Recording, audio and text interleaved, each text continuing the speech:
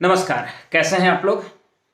आज हम बात करेंगे एएलपी में जो जोन है वह कौन सा सही है, कहां पर मेरिट अधिक जाती है, कहां पर कम जाती है, और साथ ही यह भी बताऊंगा कि ओबीसी का सर्टिफिकेट, एसटी का सर्टिफिकेट और ईडब्ल्यूएस का सर्टिफिकेट जो है वो गवर्नमेंट ऑफ इंडिया का लगेगा या फिर प्रांत का ही लगेगा।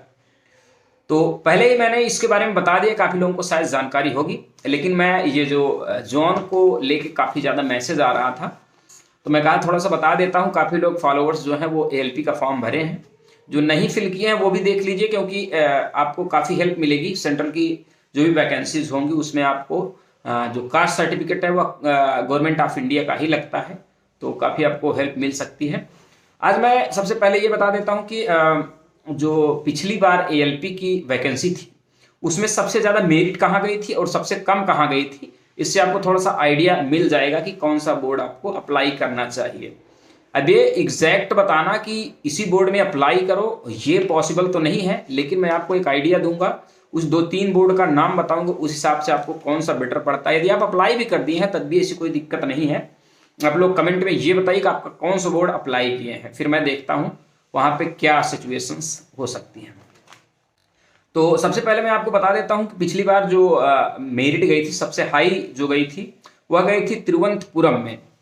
तिरुवनंतपुरम में मेरिट गई थी सीबीटी 2 के बेस पर मैं बता रहा हूँ, सीबीटी 1 के बेस पे नहीं बता रहा हूँ, क्योंकि सीबीटी 1 में काफ़ी लो मेरिट जाती है। सीबीटी 2 होने के बाद जो मेरिट बनती है उससे आइडिया अच्छा लगता है। तो सीबीटी 2 में जो मेरिट गई थी वो 69.39 गई थी। मैक्सिमम मेरिट यहाँ पर गई थी तिरुवनंतपुरम में 2018 की वैकेंसी में। लेकिन इस बार तिरुवनंतपुरम में सिर्फ 70 सीट है, 70 सीट है, तो यहाँ पे तो ये कंफर्म है कि मेरिट हाई नहीं जाएगी। तो अगर मैं सजेस्ट करूँ तो आप तिरुवनंतपुरम भी अप्लाई अगर करेंगे तो कोई भी दिक्कत नहीं है। भले पिछली बार हाई मेरिट गई हो, लेकिन इस बार इतनी हाई जाने की पॉसिबिलिटी नहीं है। जो सबसे लो मेरिट गई थी वो भी मैं आपको बता देता हूँ, वो गई थी भुवनेश्वर में। भुवनेश्वर में सीबीटी 2 के बाद जो मेरिट गई थी वो 40.03, 40.03 ये मेरिट यहां पर गई थी। जनरल का मैं सब बता रहा हूं, इसी हिसाब से आप जो है अंदाजा लगा लीजिएगा। ओबीसी एससी एसटी का जो भी था मैं एक ही बताऊंगा, बाकी आप उस हिसाब से जनरल और एससी एसटी का भी कुछ कम ज़्यादा था, तो सभी का बताने लगूंगा बहुत ज़्यादा टाइम लग जाएगा इस वीडियो में, इसलिए मैं एक बता रहा हूँ, इससे आइडिया लग जाएगा आप लोगों को। अब मैं आपको ये बता दे रहा हूँ कि सबसे अधिक जो सीटें हैं एएलपी की वो तो आप लोगों ने देख ही ली होंगी।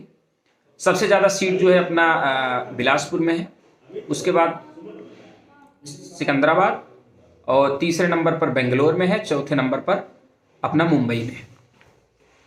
अब आप इन सब में अगर अप्लाई कर रहे हैं तो यहाँ पर फाइट तो ज़्यादा है, ये लोग आप तो अच्छे से समझ सकते हैं, क्योंकि अगर ज़्यादा सीट है तो फाइट ज़रूरी होगी। अब तीनों जगह, चारों जगह जो मेन सबसे अधिक सीटें वहाँ मैं बता दे रहा हूँ पिछली बार मेरिट कितनी गई थी, ये भी थोड़ा सा आपको आइडिया मिलेगा इससे।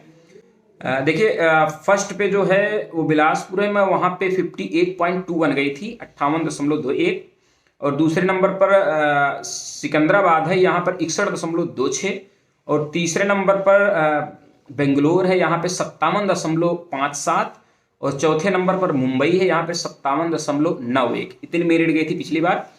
तो इस बार भी यहाँ पर मेरिट ज़्यादा जा सकती है, लेकिन ऐसा नहीं कि मतलब अब अधिक सीटें यहाँ पर हैं तो फाइट तो ज़्यादा होगी।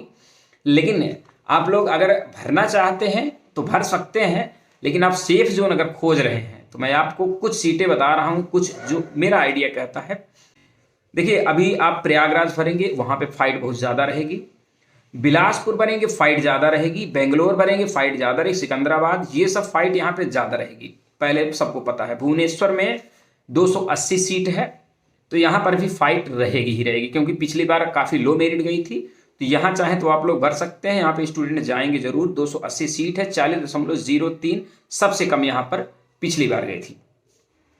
अब मैं जो देख रहा हूँ वो चेन्नई, मुझे समझ में आ रहा है कि 148 सीट है, यहाँ पे 60.26 गई थी।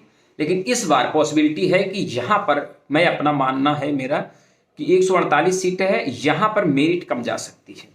तो ये मेरे हिसाब से थोड़ा सेफ जोन लग रहा है, मैं अपना एक्सपीरियंस बता रहा हूँ। बाकी आप लोगों को समझ में कोई दूसरा आता है तो आप लोग अप्लाई वहाँ पर कर सकते हैं।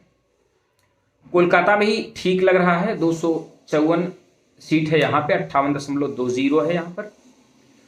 बाकी यदि बात करें अहमदाबाद, अजमेर, बेंगलोर तो बता ही दिया, भोपाल, ये सारी यहाँ पर तो देखिए रस रहेगा या मीडियम रहेगा, ना बहुत हाई रहेगा ना बहुत लो रहेगा।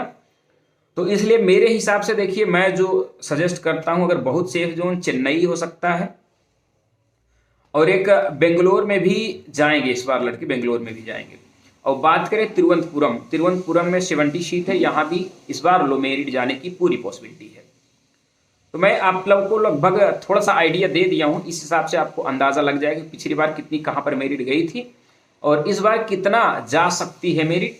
अब एकदम एग्जैक्ट बता पाना इतना पॉसिबल नहीं होता है, लेकिन आप इससे आइडिया लगाकर अप्लाई कर दीजिए, और कौन सा जोन आप अप्लाई कर रहे हैं वो भी कमेंट में हमको जरूर बता दीजिएगा।